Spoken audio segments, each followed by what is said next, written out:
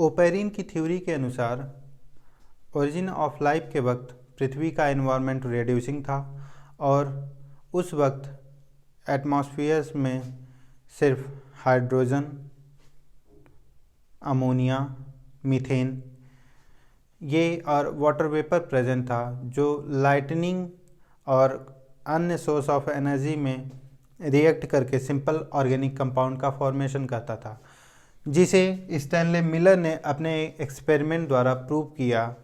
और Stanley Miller जो थे होराल्ड यूरे के स्टूडेंट थे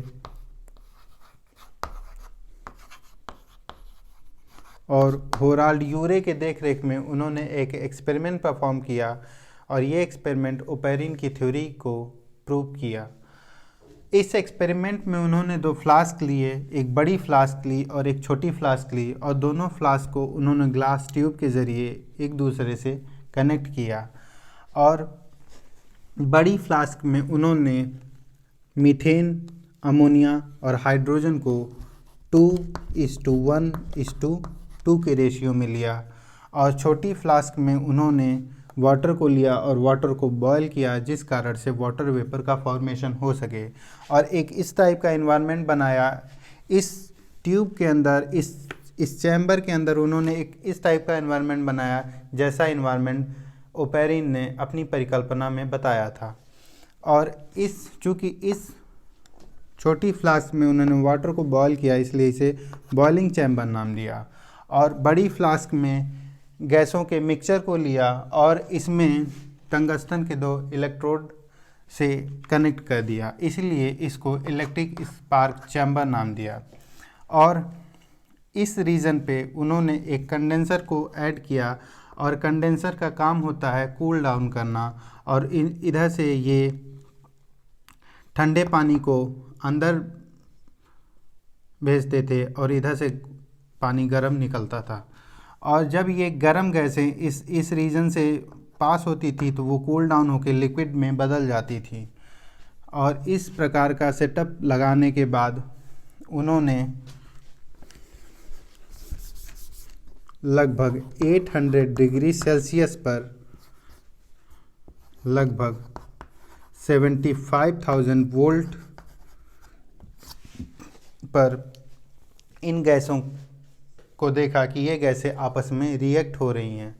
और ये एक्सपेरिमेंट उन्होंने 7 दिन तक लगातार कंडक्ट किया, और 7 दिन बाद उन्होंने देखा कि ये इस ट्यूब में एक डार्क रेड कलर का फ्लूइड उन्हें दिखा, और इस फ्लूइड को उन्होंने इस नोज़ल के ज़रिए बाहर निकाला और उसे एग्ज़ामिन किया।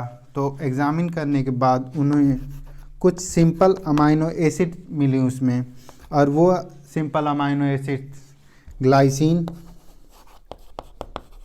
एलानिन, एस्पार्टिक एसिड और कुछ organic acids like formic acid, oxalic acid और एसिटिक एसिड थी। और इसी के साथ उन्हें pentose sugar, hexose sugar, ketones, aldehydes आदि मिले। और इस तरीके से अपने इस एक्सपेरिमेंट के ज़रिए उन्होंने ओपेरिन की थ्योरी को सही सिद्ध किया, और इसके लिए उन्हें नोबेल प्राइज़ से नवाजा गया। मिलर ने अपने एक्सपेरिमेंट के सेटअप में टेम्परेचर को लगभग 800 डिग्री सेल्सियस पर रखा, वोल्टेज को लगभग 75,000 वोल्ट्स पर रखा, और उन्होंने जो मिक्सचर लिया उसमें मीथेन, अमोनिया और हाइड्रोजन के रेशियो को 2:1:2 के रूप में रखा, और साथ ही वाटर वेपर को ऐड किया। और लगभग 7 दिन तक एक्सपेरिमेंट परफॉर्म करने के बाद मिलर ने जब डार्क रेड फ्लूइड को एग्जामिन किया तो पाया कि सिंपल अमाइनो एसिड्स के रूप में ग्लाइसिन, एलानिन और एस्पार्टिक एसिड्स उसमें प्रेजेंट थी। सिंपल ऑर्गेनिक एसिड्स के रूप में formic acid, acetic acid, oxalic acid और भी कई एसिड्स उसमें प्रेजेंट थी। Pentose sugar, hexose sugar, aldehyde ketones और और भी ऑर्गेनिक कंपाउंड उसमें प्रेजेंट थे।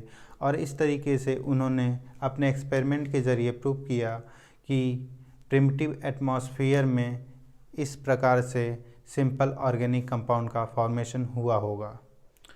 Important points, doctor Hargobind Khorana ने आर्टिफिशियली लैब में आरएनए मॉलिक्यूल को सिंथेसाइज किया और ये सजेस्ट किया कि ओरिजिन ऑफ लाइफ के समय आरएनए ही जेनेटिक मटेरियल था, ना कि डीएनए था। इसके बाद जॉर्ज थॉमस अल्टमैन ने आरएनए की एंजाइमेटिक प्रॉपर्टी की डिस्कवरी की। उसके बाद प्रोबेबली आरएनए को राइबोजाइम्स के नाम से भी जाना जाने लगा। और आरएनए की इस एंजाइमेटिक प्रॉपर्टी की डिस्कवरी के बाद हमारी सोच ओरिजिन ऑफ लाइफ के बारे में जो थी उसमें काफ़ी बदलाव हुआ और इस तरीके से आरएनए वर्ड की डिस्कवरी हुई। और ये माना जाने लगा कि उस वक्त आरएनए मॉलिक्यूल ही लाइफ की सभी प्रोसेस को कैरी आउट करता था बिना किसी प्रोटीन या डीएनए मॉलिक्यूल की हेल्प के। और तब से इवोल्यूशन को आरएनए वर्ड के नाम से भी जाना जाने लगा।